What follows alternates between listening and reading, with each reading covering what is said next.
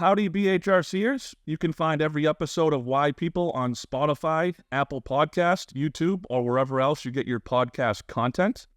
On this Why People episode number 29, we'll talk to Adriana Bokel Herde, the Chief People Officer at Risepoint.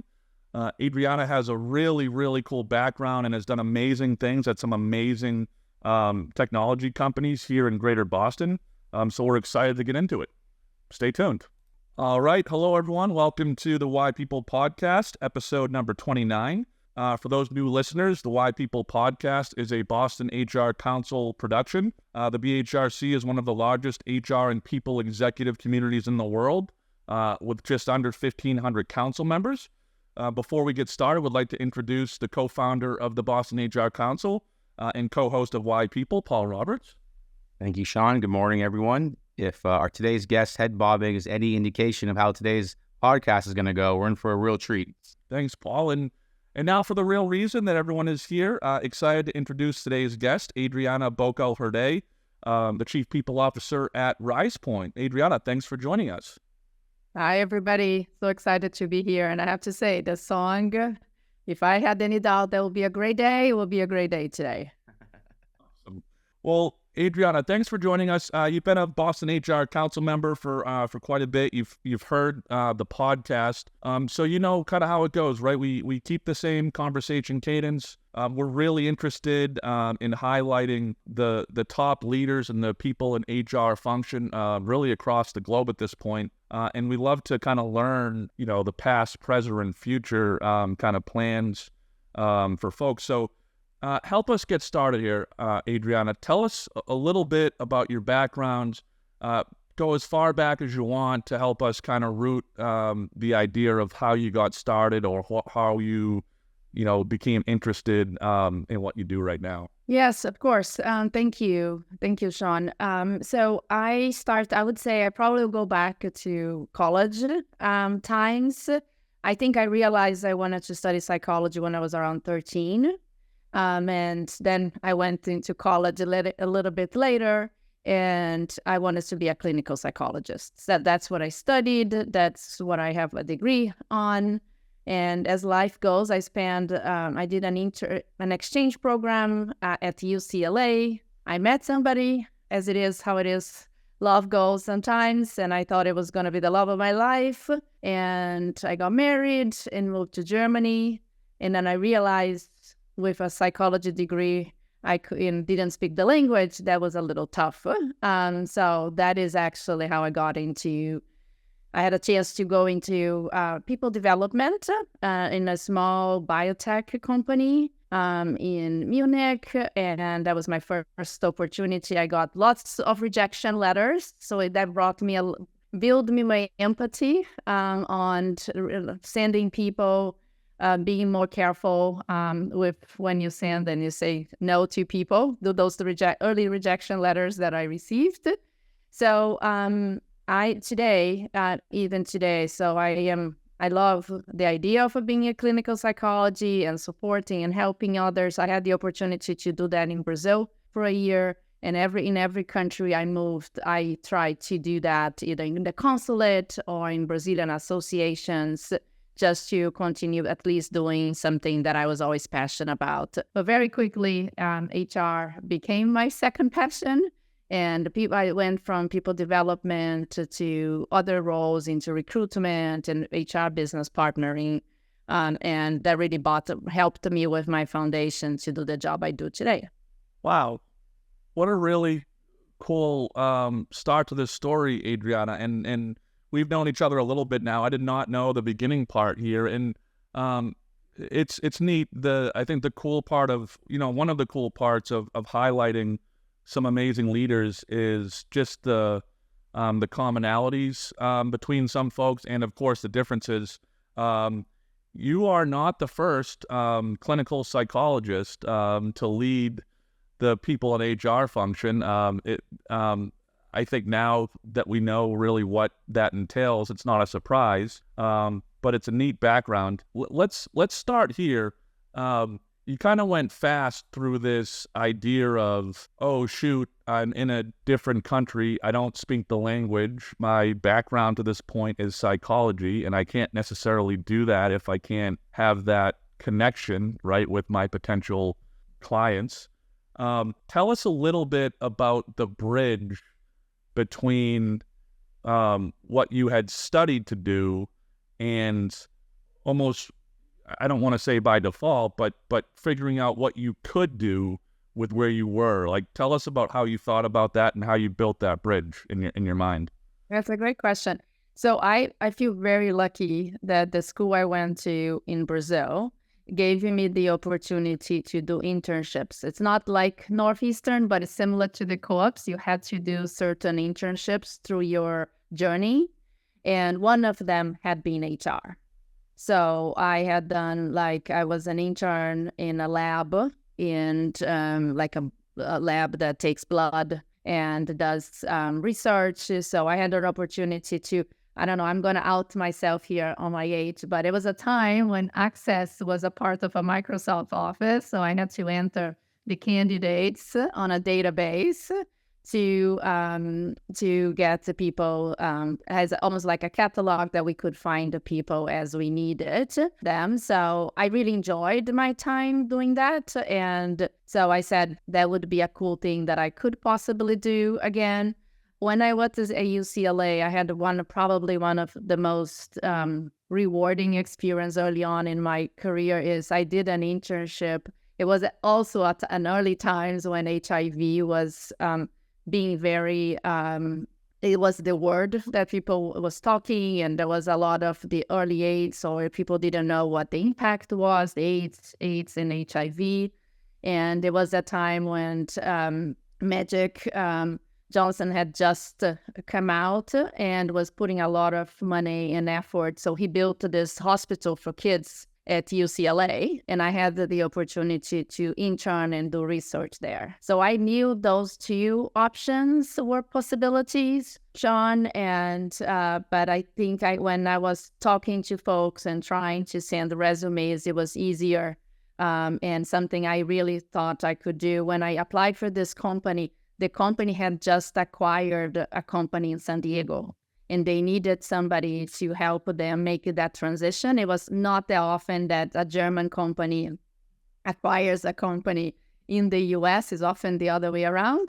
And since I had lived in Los Angeles, or at least closer to San Diego, that's how I saw an opportunity to use some of my skills there. And I got the job and really had lots of connectivities that I still carry over today. Yeah, well, that's really cool, Adriana, and fascinating that you had all of those opportunities so early on, in your professional and academic career. Let me ask you this question, because Paul and I have become really fascinated by just how different the answer is. At what point did you truly understand that there was a human resources function within business, and that it was something that was to be led? Like when did you understand that? Was it super early? Was it later? In the middle of your college journey? Always interested to understand when folks kind of figured out that was a business function. So I would say I would separate my answer into two. So when I worked in the internship at the lab, I had the opportunity to interact. Even though I was a small little part of the wheel, I had the opportunity to see how that will connect. And I loved the other podcasts you had about how people sometimes separate HR to the rest of separate TA from the broader HR. And that company really felt that there was a connectivity. So I knew that there was something bigger, but really realized the different parts of an HR function from beginning to end. It was at the biotech company in Munich. That's when I realized it was a smaller company. So it wasn't that you had COEs for everything. You pretty much had to do a little bit of everything. But I worked for the CHRO there, and it was one of the things and it was part of, and she had a seat at the table. It was about, that early on in biotechs, you kind of have to hope the product that you're developing will come out something. So it was really, really critical what type of roles and people you had and how would you use your money wisely to make sure you didn't run out of money.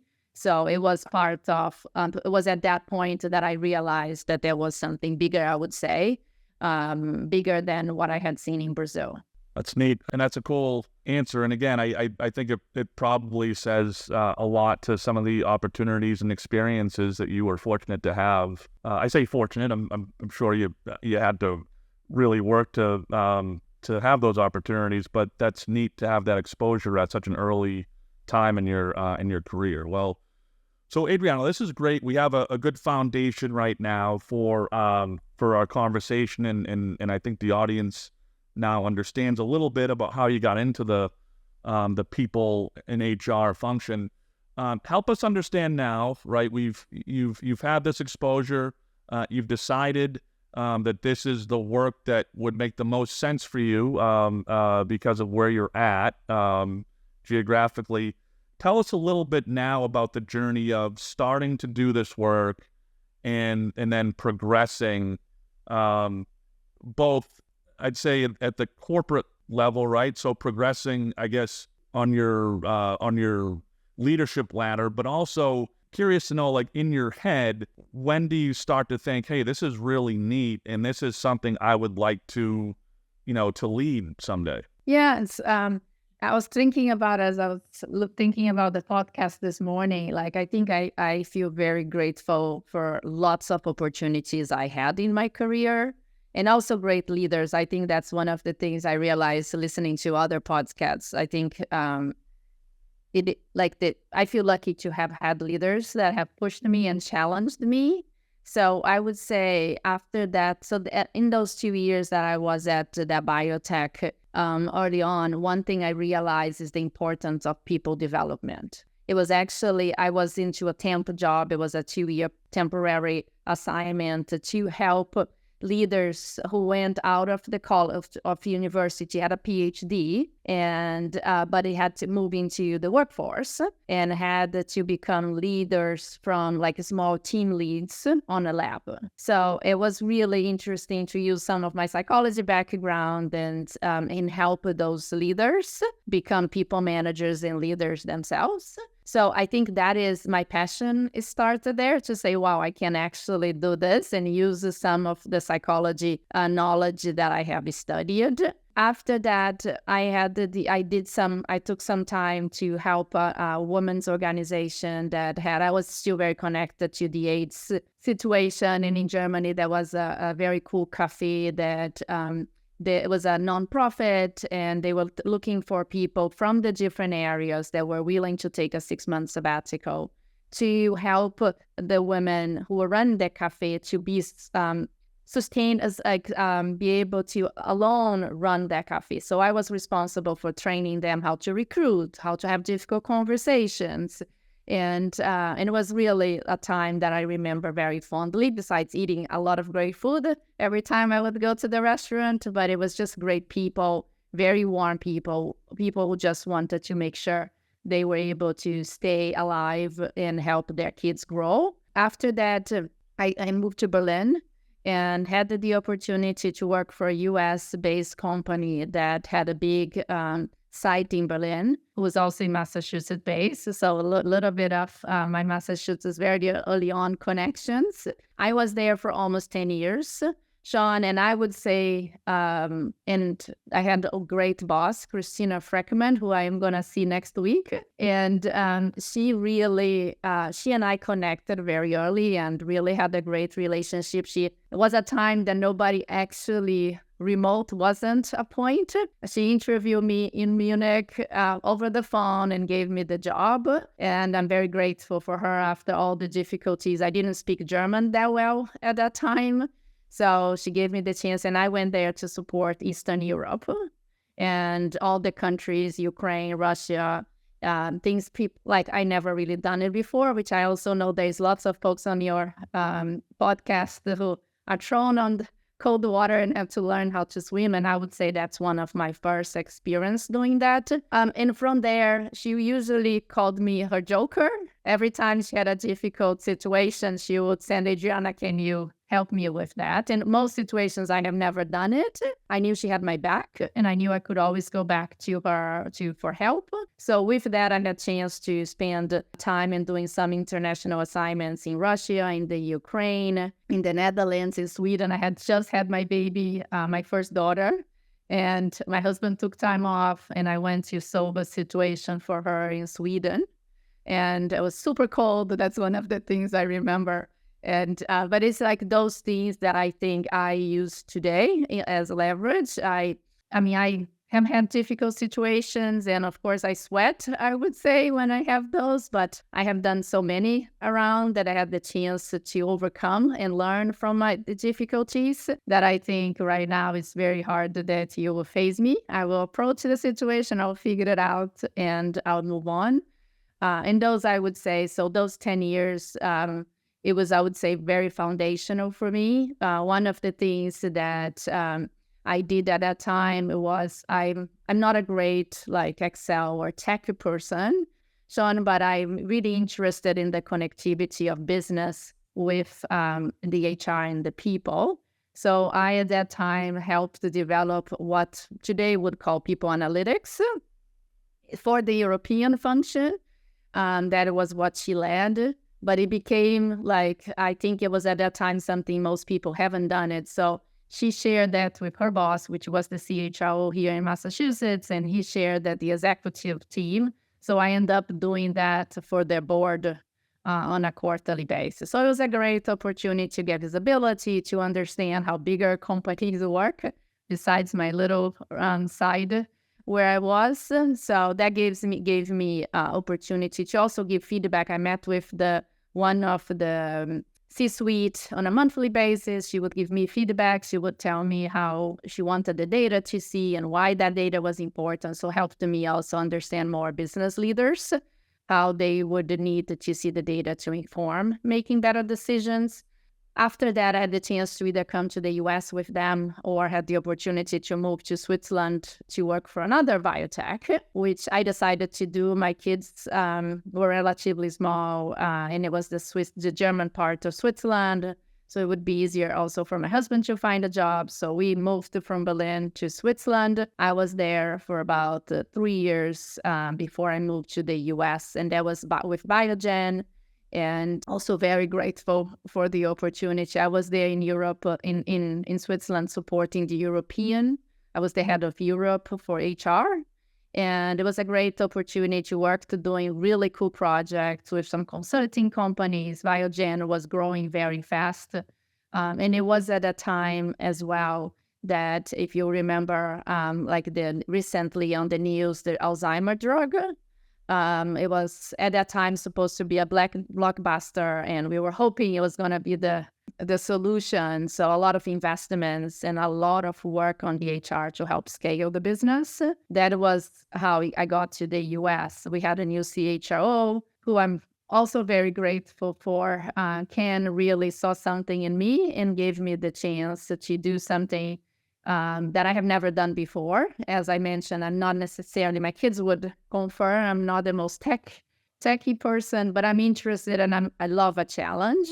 So he said, I want to redo the HR infrastructure. And it was a time when lots of companies were doing HR transformation. So I had the opportunity to come and work on a project for about a year, which was implementing the best-in-class technology and processes and reviewing processes. And then after a year doing that, it was my first Workday implementation, which is ground for what I do today. I moved to the US to be HR business partner lead for the corporate functions. And from there, after 3 years here in the US, Ken was leaving, and I had the opportunity to do something totally different and go help lead sales and be a chief evangelist officer. in one of those technology companies that I had implemented as part of Biogen. It was a small startup, totally out of the blue. I thought if I'm going to do something different in my career, that will be it. And it'll be a way to understand more the business side as well. Yeah, and it was a great, and we can talk more if you have questions. But after that, the company got sold about a year and a half into my time there. And I decided I wanted to go to a bigger company and continue my journey. And I went to Pega, which Pega Systems here also in Boston. And after that, I moved to Sneak, which is a cybersecurity company. And now I have been at Risepoint for about 2 months. Wow. I mean, what a cool journey, Adriana. And I'll save all my questions. I have three, I think, big ones, and we'll talk a little bit more. Well, number one, I did not know that you don't consider yourself a technology person, which is interesting because, again, Paul and I, as Boston boys, quote unquote, like you led the people function at some of the most well-known technology companies in Boston. So for me to hear that you don't consider yourself a technology person, and I know what you mean by that. You're not a tech wizard, but you've driven tech change. Those are two different things. That's really interesting. So thanks for giving us the kind of career journey and something that has, I think, developed as a super commonality is almost everyone to a person so far, the first 29 that we've done here, it seems like there are these organizations, or maybe they're not organizations. You mentioned some people, right? Some mentors. It seems like there are places that seem to, and again, hindsight's always 20/20, but that seem to develop people into leaders, right? And it seems to kind of project people into these great trajectories. Biogen is one of those places, and Ken, who you mentioned, seems to be one of those people that is a great coach, to use a bad term, that has created a kind of a web of work of CHROs, right? So tell us a little bit about that, Adriana, and we won't put you on the spot to put Ken on the spot, but tell us a little bit about, why that might be, at least in your case. Yeah, so I think Ken and I really early on realized we have lots of similar things, the goods and the bads. We are both super driven people. We all came from very hardworking families that we wanted to almost like prove we could do this. And I think we connected very early. I mean, he has an Italian background, mine with the Brazilian background. So I think there was lots of those things. But I think he also knew, as we met when he was the first time visiting Switzerland, that I was willing to do whatever it took. I wanted to learn, and I wasn't afraid of being put in a difficult situation. I was never shown somebody who would say, "Oh, this is above my pay grade," or "I don't want to do this." I did whatever needed to be done. In that company in Germany, like I would cook coffee to candidates where my peers would say, "Oh, that's not for me." So I think Ken realized that, and also realized that I would go and figure it out. And he always, like Christina, had my back. And at that time, he had somebody who I'm also to today super deeply connected. I was deeply grateful, Debbie Rhodes, who had done a lot of that work. And she was a great mentor in between Ken and I, if you will, where she would also know what are the things that Ken needed to be involved in, because he was, of course, leading a much bigger function. So it was a great opportunity to put me on the spotlight, but being careful to make sure that I could be successful.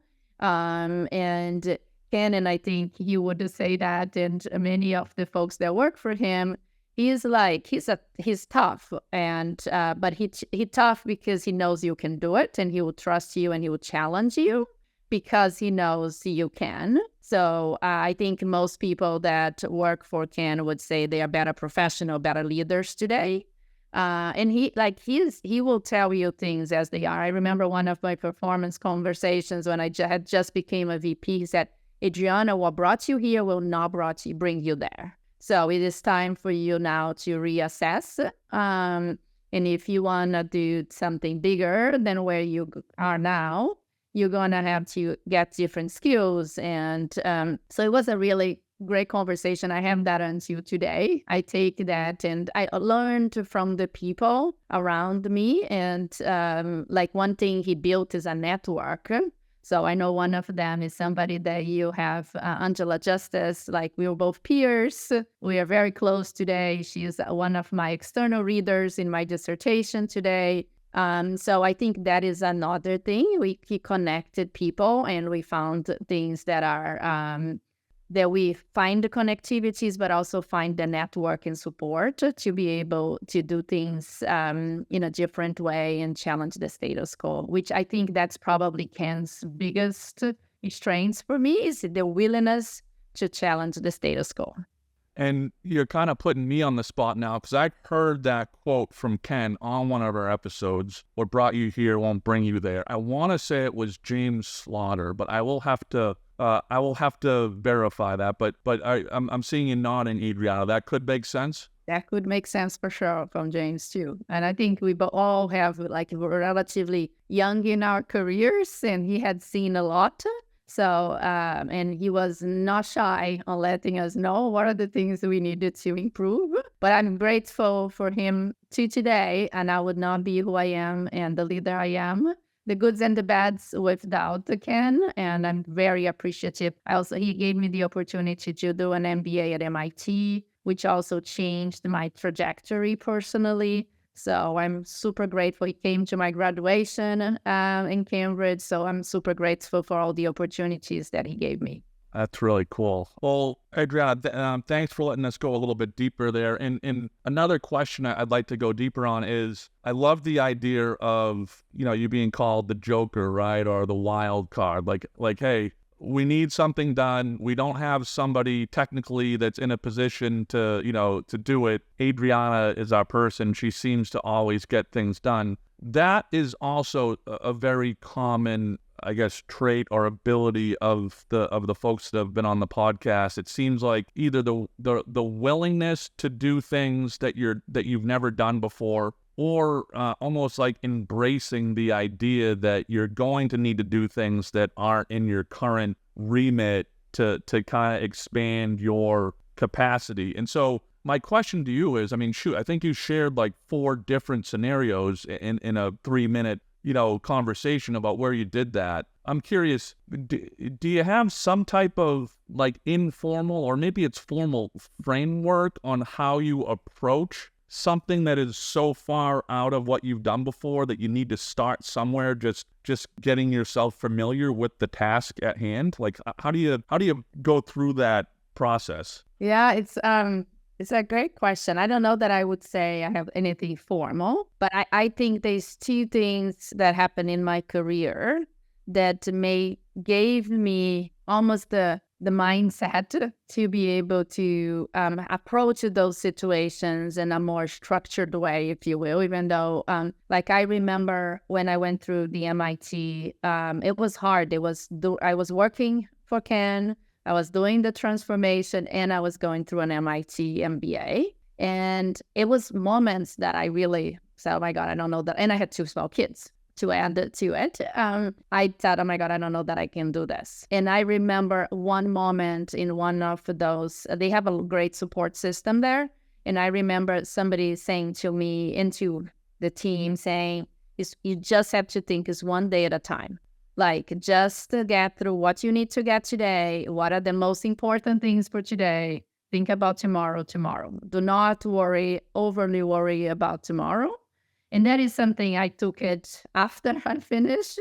It is something that when I feel overwhelmed, and I do often, so sometimes at least, is like, okay, what are the most important things? What is going to bring me further if I do today? Even if it might not be something that had to be done today, like things that sometimes if you do it today, you'll collect the fruits in a couple of days. So that's one of the things. And I would say, like, I try to write it down and be like, have something, a piece of paper. I call that my red book, on conversations I had, tasks, things that needs to be done, as well as putting my own ideas, like what is the most critical. I love that SWOT analysis, like important things that you needed to do now versus later. And I would say that was all this together helped me as I started Risepoint about 3 months ago. And it was much tougher than I expected. Just the situation that had gone to a merger. There was lots of things that weren't working as expected. The employee experience was suffering. And just understand, okay, what is the most critical things? What are the things I should be doing versus the thing I needed to do? And make sure that I had an idea on it, and also communicating. So, and I would say like communicating to the CFO, to the CEO, and why we were doing certain things, or maybe changing the order. That became, I think, something that helped me through those situations. But I would say almost like sometimes you go through difficult situations and gives you an ease that you can handle more difficult situations, right? I love the American word, resilience. I think that is one word I would say about myself. I love a change. I say like I love changing houses too. My husband said, okay, now enough. We changed enough houses for our lifetime. But it's like I'm not afraid of a change. I like change, not change for the sake of change, but change when it's a good change, even if it is difficult change. So I think I became a resilient person, and through my life and through all my moves. I'm also like, it's just the four of us here. So we have to find ways to get things done as a family as well. So I think those situations have helped me to be able to find alternatives within my own opportunities around me, those that are existent. Sometimes they don't exist. Like one thing my mom taught me, and I never forget it, I can drive my kids crazy because I say to them all the time, don't find problems, find solutions. And that is something I carried deeply. My mom is a teacher, and she always kept, don't complain. Don't find problems, find solutions. And that is, I think, became my motto at work as well.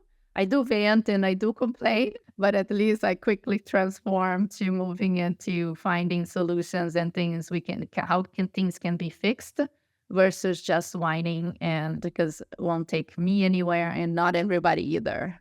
Yeah, that's a great philosophy, and moms usually have the best ones. They're usually, that wisdom stands the test of time, and you could make a pretty good argument that that's a good philosophy for this current moment. So thanks for that. And geez, Adriana, you have me sweating. Geez, I had to do an MBA. Shouldn't say had to, but I did my MBA, at the same kind of point in my career. Just had my first child and kind of in my first executive role. And mine was at UMass Lowell. Shout out Riverhawks, but it certainly was not at Sloan. So I'd imagine that was quite the juggling act at the time. It was. I'm very grateful, but it was tough. And I mean, made me connections. I'm able to go back to school in a regular basis to help other folks in my situation every winter. And I really enjoy being mentoring in the class there. And it really, like, I'm deeply, I want to learn and I want to continue learning. I believe continue learning is really critical. That gives me also okay, if I can do that, I probably can do anything. And that's when during COVID, I decided to finish or tied up my learning. And I'm in the middle of my dissertation and to get my PhD. And I'm really looking forward. And I know because I did that together, I pretty much can do anything as long as there's planning. And some also, my nephew was with me this semester said like self-empathy. Like you just have to have some understanding. Like I learned to accept things I can't do. Skiing is one of those. My kids go ski with my husband. I go to the spa. And I realize I don't have to know everything, and I don't have to I tried, it didn't work. So I'm good in accepting things I can't do it either. That makes sense on why you and Paul are such fast friends. Paul has one of the nicest ski places you'll ever see, but he always says you can catch him at the lodge at the bottom of the mountain, hanging out and having a good time. All facts right there, Sean. Adriana, so before we kind of pivot into the last part of the conversation, kind of talking about the future, a question I have for you, you kind of prefaced it when we were chatting about the fact that I had no idea that you didn't consider yourself a techie, even though you've led some amazing change at, again, like for our national audience here in Boston, Adriana's led the function at some of the Pega, Sneak, like some of the places, like the beacons of technology in Boston. So here's a question, Adriana. I know you, and before we met and became friends, I've always known you as the person that would go into these really high-functioning organizations and maybe transformation. I don't want to, go overstep here, but I always watched from afar that you took the quote-unquote human resources function and turned it into a people function, right? And turned it from transactional to strategic. That's always what kind of stood out about your work. Could you tell me tell the audience a little bit about that and how you approach that philosophy? Yes, of course.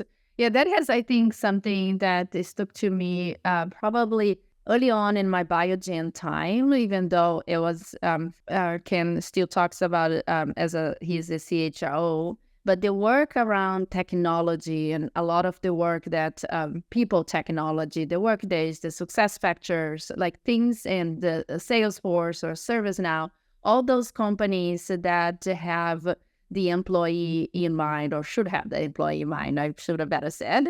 Like as I was doing that work for Ken, one thing that it was important to me and to him is to put the employee in the middle of those process versus then we shouldn't be about us. It shouldn't be about the people team or the HR team.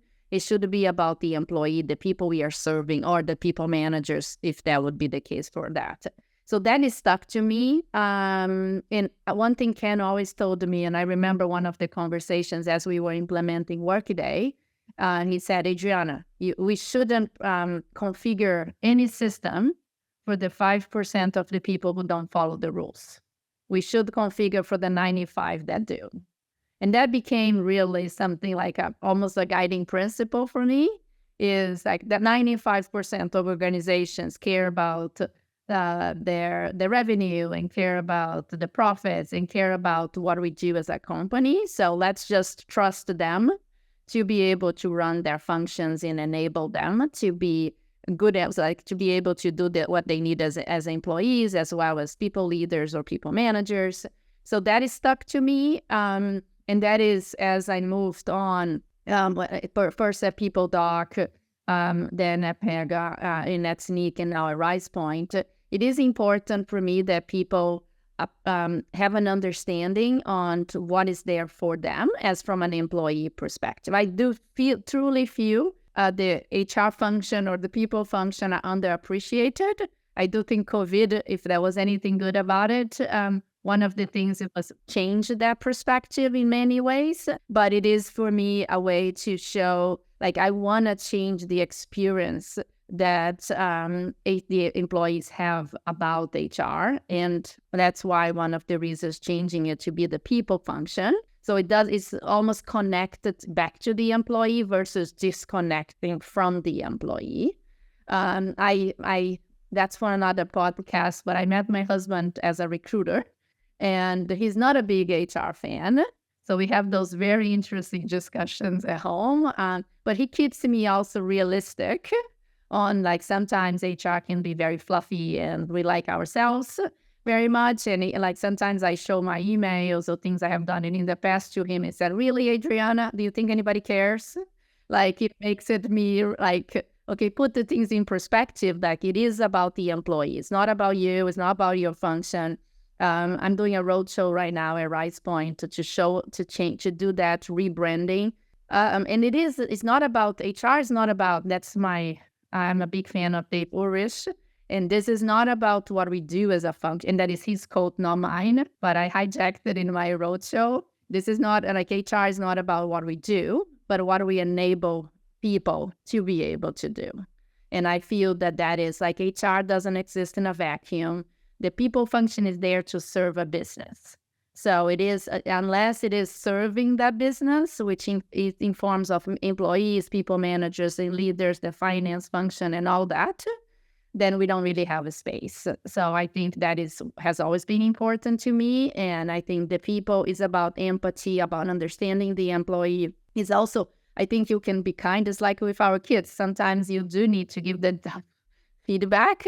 It doesn't mean you shouldn't do that in a kind way and treat people right, but it doesn't mean you always have to. It's like I have some conversations with some leaders. It's like you can be kind and still be right. Like tell people and give them the feedback. And I think we all benefit from feedback. And I think it's about being, the more you can be authentic about, and nobody wants to be, I think we all adults, and most adults want to be treated like adults. So if something is not working, I think we should tell people because it's the most fair thing to anyone. And I believe that at least 95% of the people want to know if they can do something better. What a great North Star. And yeah, one of Paul's top skills, we call it kind candor. Yeah, that is. And that was one of the books that we got from Ken, is the Radical Candor.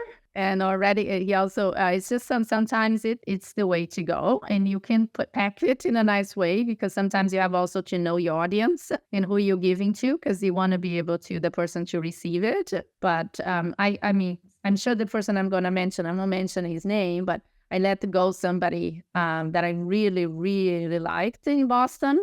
And he said it was like, and afterwards, of course, he felt it was the best thing happened to him. And he was my reference afterwards for a couple jobs. And sometimes it's just how you do it. And like, if you care genuinely for the person, which I did for him, after some of the hard moments have passed, you're able to see that sometimes people couldn't do it themselves, but it was the right thing for their careers. Yeah, that's great. Well, Adriana, we have, I don't know, about 5 minutes here left, and we love kind of ending the episodes with kind of a futuristic approach. Tell us a little bit about how you're thinking about the function, your role, the connection to business and people in general. Kind of an open canvas here, but how are you thinking about the future of the work that you lead? Yeah, so when I think about really what I would love to be able to continue to do is continue making sure that I have the opportunity to almost up-level people functions or HR functions, because I do believe that is an advantage for employees who have the chance to experience that, as well as leaders in the people function who have the experience to learn about how their jobs can be really impactful to the broader. When I think about employees, Sean, I also think like you don't only impact that one person that work for you.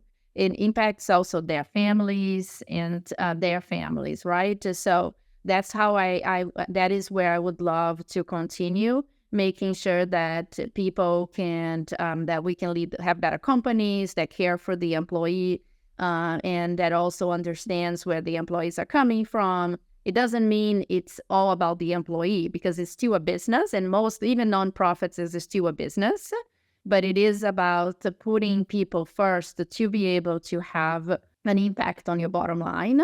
And I think that is something that sometimes we forget, that it is a connectivity to the business.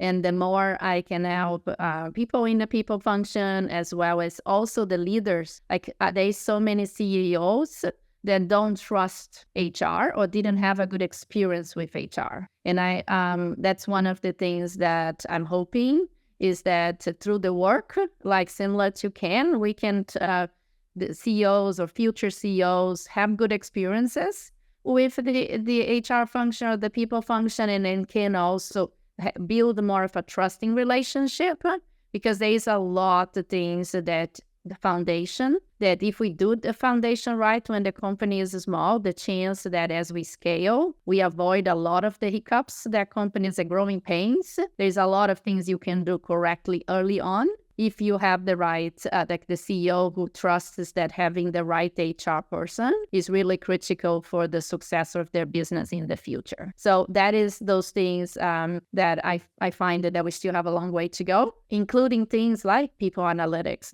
We are still like almost crawling on it.